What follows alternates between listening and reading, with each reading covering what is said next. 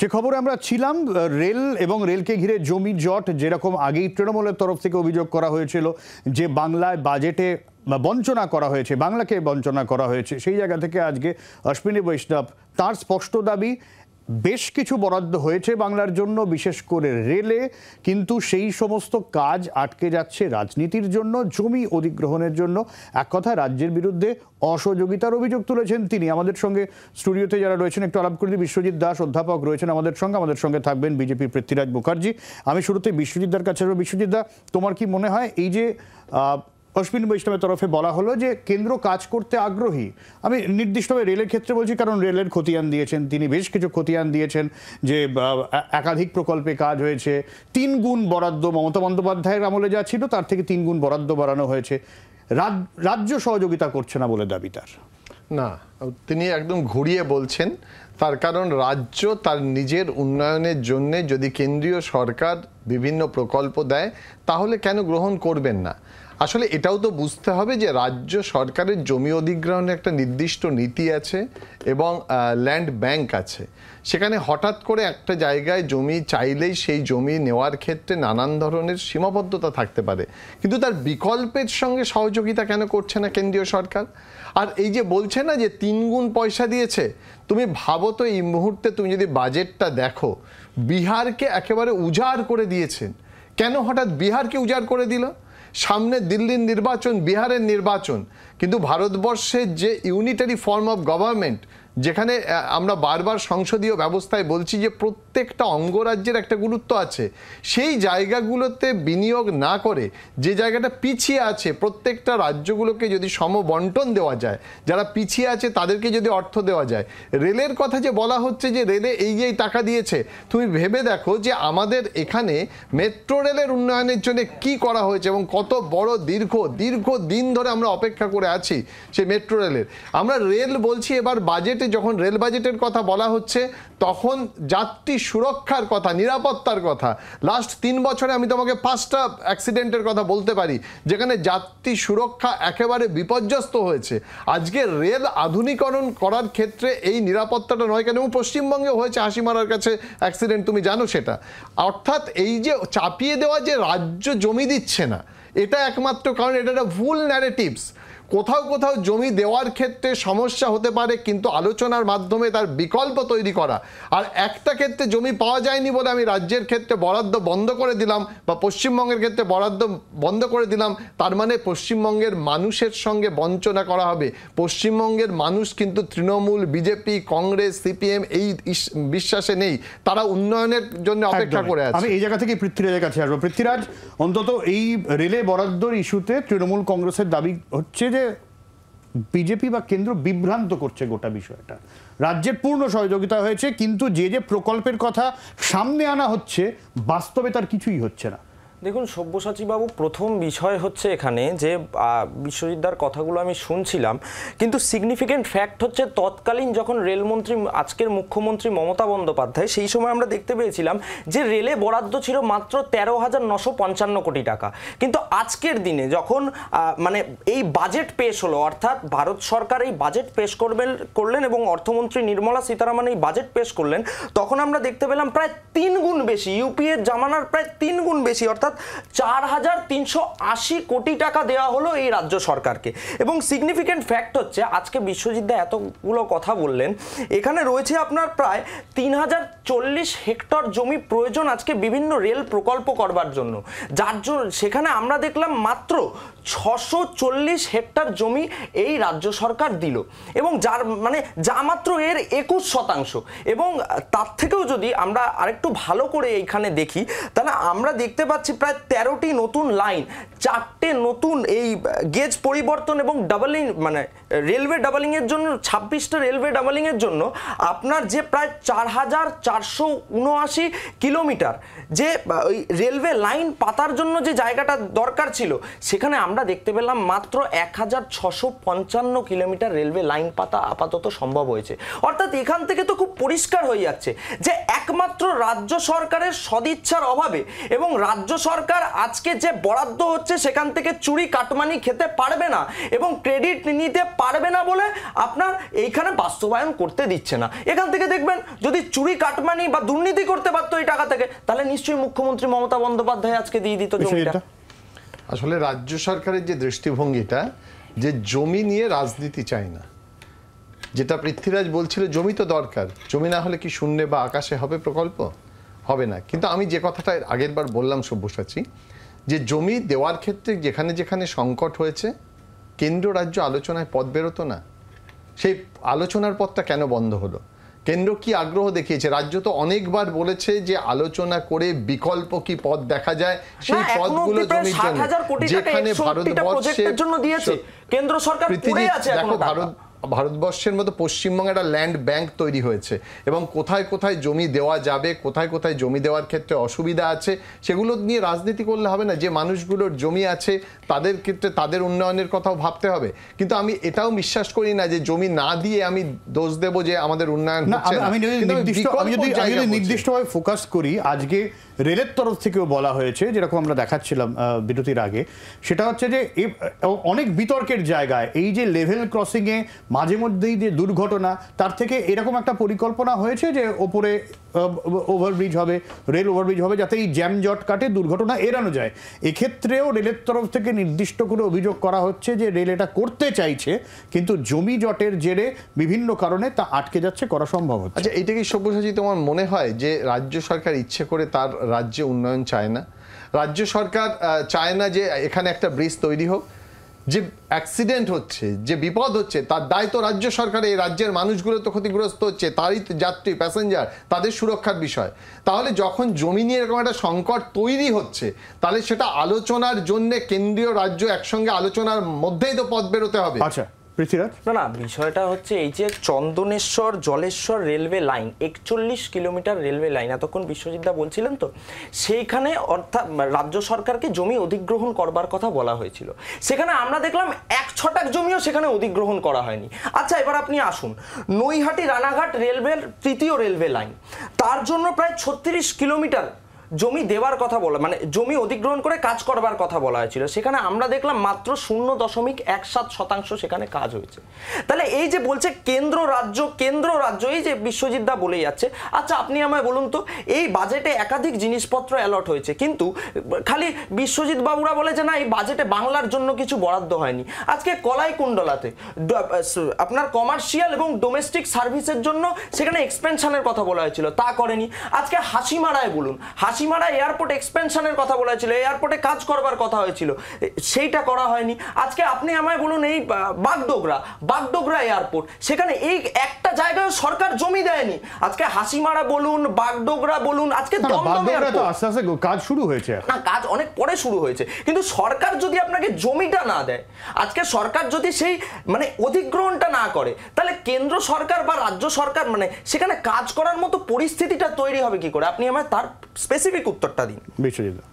না, একদম আমি পরিষ্কার করে আগের কথাটা বলছি, আমরা রেলের জমি থেকে আবার এয়ারপোর্টে চলে গেলাম। সমস্যাটা তাহলে আমি সার্বিকভাবে সব ক্ষেত্রেই বলছি, মানে সব ক্ষেত্রেই যে চুরি করার অঙ্গীকারবদ্ধ হয়েছিল সেই কথাটা বলছি। পৃথ্বীরাজ যে বলছেন যে বরাদ্দ প্রচুর হয়েছে, আমি খালি এইটা একটু তুলনা করার কথা বলছি। বিহার এবং পশ্চিমবঙ্গের তুলনাটা করুন, যে ক্ষেত্রে বিনিয়োগের কথা বলা হয়েছে, যত টাকা স্যাংশন করা হয়েছে, পশ্চিমবঙ্গে কিন্তু অনেক বেশি সমস্যা। পশ্চিমবঙ্গের মানুষও চেয়েছিল যে এই বাজেটে বিনিয়োগ করার জন্য, কেন হলো না? পশ্চিমবঙ্গে কি বিজেপি ক্ষমতাশীল হচ্ছে না বলে এটা আজকে এটা বলার সুযোগ আসছে কেন যে পশ্চিমবঙ্গ উপেক্ষিত? বিহারের নির্বাচন বলে, বিহারের নির্বাচন বলেই আজকে এই কাজটা করা হচ্ছে। বিহার নির্বাচনের কথা মাথায় রেখে এটা করা হচ্ছে বাজেটে, সেটা তো কেউ অস্বীকার করতে পারছে না। সামনে বিহারের নির্বাচন, আপনি ভাবুন বিহারে কি কি প্রকল্প দেওয়া হয়েছে, পশ্চিমবঙ্গবাসী উপকৃত হবে না আপনি বলতে চাইছেন? না, পশ্চিমবঙ্গবাসী উপকৃত হলেও আজকে বিহারে যে প্রকল্পের জন্য টাকা বিনিয়োগ করা হয়েছে, যে ক্ষেত্রে মেট্রো রেলের কথা বলা হয়েছে, আজকে পশ্চিমবঙ্গে তো সেগুলোর একটাও হয়নি। মেট্রো রেলের এক্সপেনশন কি হয়েছে? আপনি নিজে যে রাস্তা দিয়ে এলেন দেখলেন মেট্রো রেলের ব্রিজ করার কাজ কতদিন রয়েছে, লাইন করার কাজ কতদিন রয়েছে, কতগুলো বাজেট ওয়েস্ট করতে হবে পশ্চিমবঙ্গের মানুষকে যে একটা মেট্রো রেল ইস্ট থেকে ওয়েস্ট পুরোটা যোগাযোগ করে দেবে, যেখানে একেবারে এয়ারপোর্ট থেকে বলছিল গড়িয়া এসপ্লানেড এবং এয়ারপোর্ট থেকে এসপ্লানেড যোগ হবে। সুতরাং এই যে জায়গাগুলো, এগুলো তো কাজ হচ্ছে না।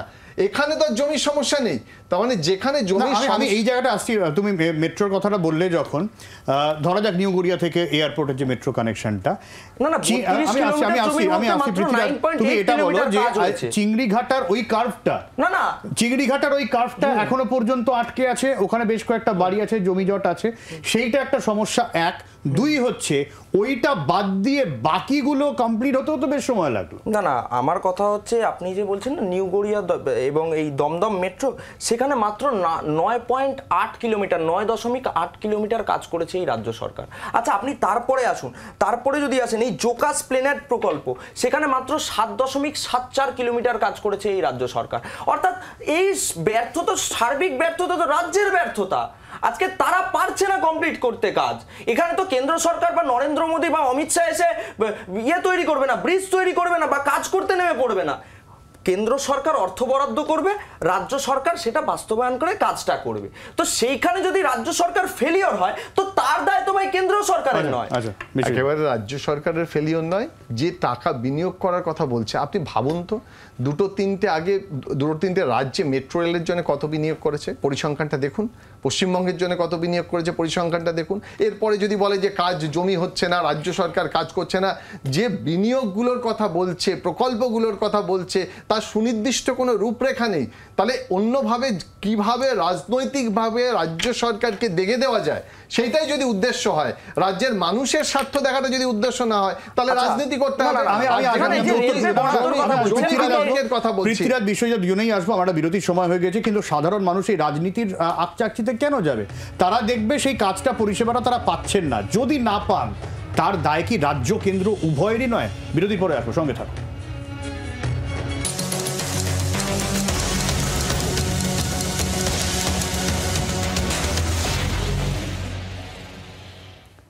কিন্তু পৃথ্বীরাজ, রেলের ক্ষেত্রে আজকে চর্চা শুরু হলো, কিন্তু আমরা কিন্তু এখনো জানি না বাংলার জন্য এর বাইরে কি বরাদ্দ রয়েছে। আর যদি রেলের কথাই বলি, গত কয়েকদিন ধরে, গত বছরের একেবারে শুরু থেকে তো রেল দুর্ঘটনা নিয়ে একেবারে তোলপাড় হয়ে গেছে, রেলের পরিষেবা নিয়ে তোলপাড় হয়ে গিয়েছে। এই কুম্ভেতে কুম্ভ স্পেশাল ট্রেনের পরিষেবা নিয়ে একগুচ্ছ প্রশ্ন রয়েছে, সেখানে এসি কোচে গাদাগাদি ভিড়ের ছবি সামনে এসেছে। এই প্রশ্নের তো উত্তর দিতে হবে পৃথ্বীরাজ। না, সব্যসাচীরা, কথাটা হচ্ছে আজকে আপনারা যে বলছেন রেলের জন্য বরাদ্দ হয়নি, খুব ভালো করে যদি না, আমি রেলের বরাদ্দ বলছি না, বলছি এর বাইরে কি বরাদ্দ হয়েছে আমরা জানি না। আপনি কি মনে করেন যে যুবদের জন্য আজকে যে আপনার এআই টেকনোলজি এবং শিক্ষা ক্ষেত্রে যে নির্মলা সীতারামন 500 কোটি টাকা বরাদ্দ করেছে, সেই যুবরা, এরা কি বাংলার বাইরে? মানে বাংলায় কোনো যুব নেই? বাংলার বাইরে নয় পৃথ্বীরাজ, কিন্তু আমাদেরও ইচ্ছা করে যে আমাদের এখানে এক্সেলেন্স সেন্টার হোক। মানে বাঙালি হিসেবে আমাদের ইচ্ছাটা থাকতেই পারে, আমাদের এখানে কেন্দ্রের তো আলাদা কোনো এক্সেলেন্স সেন্টার হোক। এই যখন পৃথ্বীরাজ, দেখো সোজা কথা, যখন হচ্ছে যখন হচ্ছে মাইক্রোচিপ এখানে হবে বলে অ্যানাউন্স করা হলো, এই সেমিকন্ডাক্টর, এই ভালো লাগাটা কি তোমার মধ্যে ছিল না? এটা তোমার মধ্যে ছিল না? নিশ্চয়ই, আমি একজন, আমরা এই ভালো লাগাটা আরো পেতে চাই। না, একদম। আপনি যখন একটা কারখানা করবার কথা আজকে বলছেন পশ্চিমবঙ্গে, তখন তার জন্য তো জমি অধিগ্রহণ করতে হবে। সেইখানেও তো একই প্রশ্ন চলে আসছে।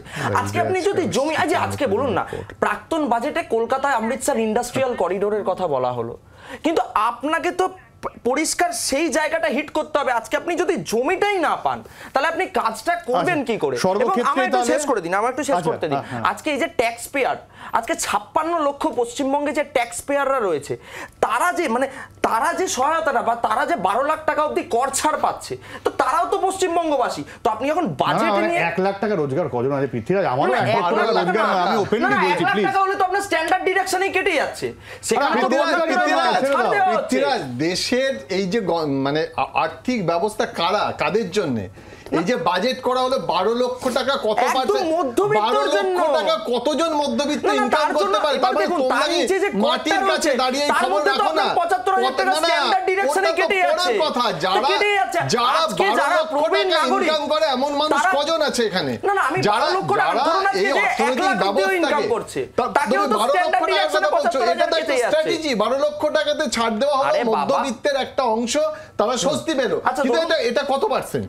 সারা ভারতবর্ষে কতবার আচ্ছা, মানুষ- বিশ্বজিৎ, 4 থেকে 8 লক্ষ টাকা? পৃথ্বীরাজ দা, এই যে তুমি ট্যাক্সের প্রসঙ্গটা তুললে বলে এই যে 12 লক্ষ টাকা ছাড় দেওয়া হলো, মাসে ধরো 1 লক্ষ টাকা যাদের রোজগার, তাদেরকে যখন আমরা সরকারিভাবে মধ্যবিত্ত বলছি, এটা কিন্তু না সমাজে একটা নতুন ফ্রাস্ট্রেশনের জন্ম দিয়েছে। যে 50,000 টাকা রোজগার সেও ভাবছে আমি এতদিন আমাকে মধ্যবিত্ত ভাবতাম, যে 1 লাখ সেও মধ্যবিত্ত, যে 40,000 সেও ভাবছে সেও মধ্যবিত্ত। মানে মধ্যবিত্তের এই যে একটা বিপুল ব্যক্তি, মানে হিসেবটা বড় গোলমেল হয়ে গেছে এই 12 লক্ষ টাকা। আসলে ইনডাইরেক্ট ট্যাক্স দেয় কারা? নিম্নবিত্ত যারা, নিম্ন মধ্যবিত্ত যারা, তারা ট্যাক্স দিচ্ছে। এখানে 12 লক্ষ টাকা যে ছাড় দেওয়া হলো সেটা সমাজের খুব কম শতাংশ একটা মানুষের, এবং তারা ট্যাক্সের আওতায়। কিন্তু ভারতবর্ষের অর্থনীতি কি 12 এই লক্ষ টাকা ছাড়া 12 লক্ষ টাকা অবধি আপনি ছাড় পাচ্ছেন, এবং সেটা 12 লক্ষ 70,000 টাকা অবধি প্রায়, সেটা বোঝার চেষ্টা করুন। আজকে যারা 4 থেকে 8 লাখ টাকা ইনকাম করছে তাদের 5% যে ট্যাক্সটা দিতে হচ্ছে, সেই 5% ট্যাক্সটাও কিন্তু কেটে যাচ্ছে। আজকে যারা টিডিএস প্রবীণ নাগরিক ট্যাক্স রিডাকশনের সোর্স, সেই প্রবীণ নাগরিক 1 লাখের মধ্যে টিডিএস কেটে যাচ্ছে। এক এক করে আসি। বিশ্বজিৎ দা নির্দিষ্টভাবে পৃথ্বীরাজ একটা বিষয় বারবার তুলছে, যে কোনো প্রকল্পের জন্য যে সুনির্দিষ্ট নীতি দরকার, এ রাজ্যে তার অভাব রয়েছে। জমি অধিগ্রহণ নিয়ে সমস্যা হচ্ছে, সেটা যে কোনো প্রকল্পই হোক, রেলের ক্ষেত্রে তো বটেই।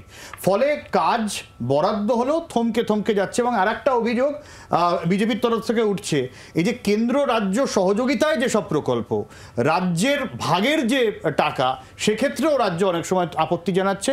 এবং খুব স্বাভাবিকভাবে যে প্রকল্পগুলোর নাম নিয়ে তো আগেও নানা রকম অভিযোগ উঠেছে। না দেখো, প্রকল্পগুলোর ভিতরে একটা ধোঁয়াশা রয়েছে। যা ঘোষণা করা হচ্ছে আর প্রকল্পের যে অ্যামাউন্ট আসছে সেটা সঠিক পথে আসছে না, এটা হচ্ছে এক, মানুষের কাছে পৌঁছাচ্ছে না।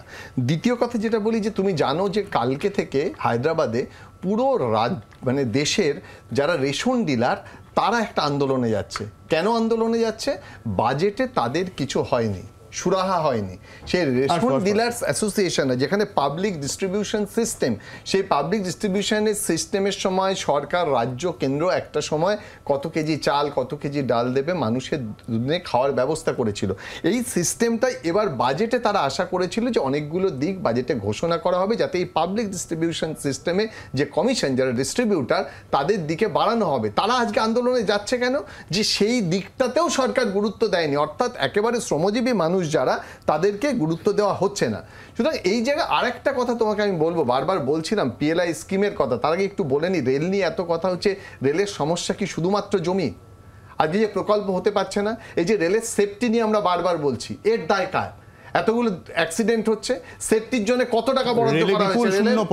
শূন্য পদের পূরণ হচ্ছে না, কর্মসংস্থান হচ্ছে না, এবং সেই তারপরেও এই যে তারা বারবার নতুন মেট্রো হচ্ছে, তার জন্য চালক ড্রাইভার পাওয়া যাচ্ছে না মেট্রো। আপনি মাননীয়কে কেন কর্মসংস্থান নিয়ে প্রশ্ন করেন না বিশ্বজিৎ বাবু? এটা আমার প্রথম প্রশ্ন থাকবে। আর দ্বিতীয় কথা হচ্ছে, আজকে কর্ণাটক, অসম এবং আপনি খবর নেবেন, আমি প্রশ্ন করি, সে প্রশ্ন সোশ্যাল মাধ্যমে আছে। ঠিক আছে। আজকে অসম, কর্ণাটক, মধ্যপ্রদেশে ইউরিয়া প্ল্যান্ট হলো। আমাদের বিধায়ক, হরিণঘাটার বিধায়ক অসীম সরকার দিনের পর দিন আওয়াজ তুলে গেল যাতে একটা ইউরিয়া প্ল্যান্টেশন হয়। কেন হলো না দাদা? এটা এক। আচ্ছা, 2-এ আসি। একলব্য মডেল স্কুল, আজকে 32টে একলব্য মডেল স্কুলের কথা কেন্দ্র সরকার রাজ্য সরকারকে বলেছিল। সেখানে বারবার চেষ্টা করে আজকে দেখুন, শিক্ষকের অভাবে পশ্চিমবঙ্গে একাধিক স্কুল বন্ধ হয়ে যাচ্ছে, প্রাথমিক, উচ্চ প্রাথমিক একাধিক স্কুল বন্ধ হয়ে যাচ্ছে। তো সেখানে তাও মানে আমাদের যখন ঝাড়গ্রামের প্রাক্তন এমপি ছিল, না কুনর হেমব্রম বাবু সেই সময় যখন ছিল, সেই সময় বলে একটা স্কুলের নাম বলতে পারবেন না যেখানে শিক্ষকের জন্য স্কুল বন্ধ হয়েছে, তৎকালীন মন্ত্রী সুভাষ বাবু, না স্কুল বন্ধ। প্রথম কথা, তুমি যদি দেখো লাস্ট 5 বছরে এখানে স্কুল ড্রপের সংখ্যা বেড়েছে করোনার পরে, কিন্তু স্কুল বন্ধ হয়েছে শিক্ষকের কারণে। একটা উদাহরণ পৃথ্বীজিৎ দিতে পারবে না নাম, আমি বলে দিচ্ছি। পৃথ্বীজিৎ, যে সমস্যাটা হয়েছে এখানে, যে সিস্টেম শুরু হয়েছিল, সেখানে গ্রাম থেকে অনেকে মফস্বলে বা শহরে। আচ্ছা, আমার সময় একদম শেষ পর্যায়ে চলে এসেছে। বিশ্বজিৎ দা, পৃথ্বীরাজ, আমি নির্দিষ্টভাবে দুজনকে একই প্রশ্ন করব। এই যে তুতু ম্যাটা চলছে, সাধারণ মানুষ এতে ঢুকতে চায় না। যদি পরিষেবা না পাওয়া যায় বা রেলের জন্য এই ধরনের কাজ আটকে থাকে, সব কি একা কেন্দ্রের ঘাড়ে দায় ঠেললে হবে? রাজ্যের কি কোনো দায় নেই বিশ্বজিৎ দা? রাজ্যের দায় অবশ্যই আছে। রাজ্য যেখানে যেখানে একটা জমি নিয়ে বিতর্ক তৈরি হয়েছে সেখানে কেন্দ্রকে একাধিকবার আলোচনায় আসতে বলেছে। কেন্দ্রের যারা প্রতিনিধি, সরকারের যারা প্রতিনিধি, যারা আধিকারিক রেলের, তারা কিন্তু প্রত্যেকবার রাজ্যের সঙ্গে আলোচনা করতে আসেনি এবং এই জমি জট কিভাবে ছাড়ানো যায়, বিকল্প পথ কি, সেটা খোঁজার চেষ্টা হয়েছে। কারণ রাজ্য বিশ্বাস করে সেই জমি দিলে যদি রেল সম্প্রসারিত হয় তাহলে রাজ্যের মানুষের সুবিধা, দেশের ট্রান্সপোর্ট সিস্টেম বা রেল উপকার হবে, যা উপকারের ডিভিডেন্ড এ রাজ্যও পাবে। আর যদি আমি ধরে নিই যে রাজ্য সরকার অধিগ্রহণ করছে না, সমস্যা হচ্ছে, কিন্তু তার মানে এই নয় যে উন্নয়নের কাজ এগোবে না, আমি ক্ষমতায় নেই রাজ্যে তাই হবে না পৃথ্বীরাজ, এটা তো কিছু হতে পারে না। মানে আজকে বিহারের মানুষের যতটা গুরুত্ব কেন্দ্র সরকারের কাছে, ততটাই গুরুত্ব বাংলার, ততটাই গোয়ার, ততটাই মণিপুরের, প্রত্যেকের ক্ষেত্রেই। ফলে এই জায়গায় যদি সমস্যা হয় তার সলিউশন কোথায় পৃথ্বীরাজ? আমি এক্স্যাক্টলি সব্যসাচীদা তোমার এই কথাটাতেই এলাম, প্রথমেও একই কথা বলবো, শেষেও একই কথা বলবো। আজকে তুমি আমায় বলো আজকে রেল নিয়ে এত সমস্যা, রেলের জন্য জমি দিচ্ছে না। আরে ভাই, বিএসএফ কে তো জমি দিতে চায়নি প্রথমে রাজ্য সরকার। তো সার্বিক যে ব্যর্থতা, রাজ্য সরকারের সার্বিক ব্যর্থতা, রাজ্য সরকার এখানে ক্রেডিট নিতে পারবে না। রাজ্য সরকার জানে যেখানে ডবল ইঞ্জিন সরকার আছে সেখানে তো নিশ্চয়ই প্রকল্প বাস্তবায়ন হবে। তুমি যদি আজকের অশ্বিনী বৈষ্ণবজির, আমাদের রেলমন্ত্রীর, ভারতবর্ষের রেলমন্ত্রীর প্রেস কনফারেন্সটা দেখো, তাহলে সেখান থেকেই পরিষ্কার হয়ে যাবে যেখানে অশ্বিনী বৈষ্ণবজি খুব স্পেসিফিক্যালি বলছে, আমি অনুরোধ করছি, অশ্বিনী বৈষ্ণবজি অনুরোধ করছেন আপনার পশ্চিমবঙ্গের মুখ্যমন্ত্রীকে যাতে তিনি তৎপরতার সাথে কাজটা করেন। কিন্তু সেই জায়গায় তিনি যদি ফেলিওর হন,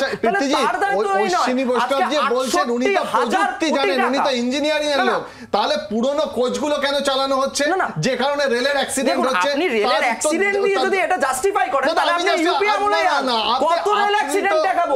আপনি মৃত্যু নিয়ে রাজনীতি করতে চাইলে কত রেল অ্যাক্সিডেন্ট হয়েছে সেটা আপনাকে খুলে দেখিয়ে দেবো। রেল অ্যাক্সিডেন্ট গুলো হচ্ছে সেটা পশ্চিমবঙ্গ জমি দিচ্ছে না, কিন্তু রেল অ্যাক্সিডেন্টের জন্য তার পশ্চিমবঙ্গ দায়ী নয়। একের পর এক রাজ্যে যে রেল অ্যাক্সিডেন্ট হচ্ছে, মমতা বন্দ্যোপাধ্যায় আপনার মন্ত্রী তখন দায় নেই, তখন দায় নেই, আপনারা প্রশ্ন তুলেছেন, তখন তো আপনারা সমালোচনা করেছেন। আপনি যদি তখন সমালোচনা করতে পারেন তাহলে এখন যে অ্যাক্সিডেন্ট হচ্ছে তার সমালোচনা করছেন না কেন? তার দায় নিচ্ছেন না কেন রেলের মন্ত্রী? যে অ্যাক্সিডেন্ট হচ্ছে তার দায় রেল মন্ত্রীকে নিতে হবে। কর্মসংস্থানের জায়গা হচ্ছে না এবং তার সর্বোচ্চ প্রযুক্তি আমার সময় একদম শেষ। এই তরজা চলতে থাকবে, কিন্তু সাধারণ মানুষের কাছে, কিন্তু সাধারণ মানুষ যে প্রশ্নটা তুলবে, কেন্দ্র রাজ্য এই তরজায় তারা ন্যূনতম পরিষেবা থেকে বঞ্চিত হবেন কেন? তারা এই যে করের কথা হচ্ছিল, তারা তো কর দেন, তারা তো আইন মেনে চলা নাগরিক, তাদের অধিকার আছে পরিষেবা পাওয়ার। কেন্দ্র রাজ্যের তরজায় যে এই পরিষেবা বঞ্চিত হয় তাহলে কিন্তু দায় থাকে দু তরফে। এখানে শেষ করছি, সঙ্গে থাকুন জি 24 ঘন্টা।